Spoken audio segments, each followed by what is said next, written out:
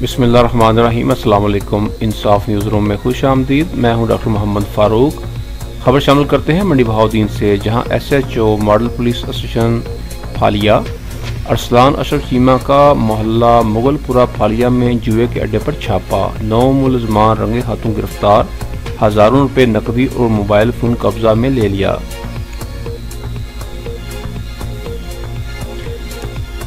हमारे नुमाइंदे की रिपोर्ट के मुताबिक DSP सर्कल फालिया असद इसाक की जराइम पेशा अनासर के खिलाफ हदायत की रोशनी में SHO मॉडल पुलिस स्टेशन फालिया अरसलान अशरफ चीमा ने मुखबर की इतला पर अपनी team sub inspector Zahiruddin Babar, ASI गुलाम अब्बास और ASI इम्तियाज़ अहमद और दीगर कांस्टेबलान के हमरा मोहल्ला मुगलपुरा में वाक़े फैसल नामी शख्स के घर छापा मारकर जुआ खेलते 9 जुआरी जिनमें तैमूर, सुल्तान, फैसल, इकराम, शहनशाह, गुलाम मुस्तफा और शबीर को रंगे हाथों गिरफ्तार करके जुए पर लगी रकम 29,810 रुपये नकदी, 9 अदद मोबाइल फ़ोन्स और 2 पैकेट पत्ते ताश कब्जा में लेकर मुकदमा दर्ज कर लिया।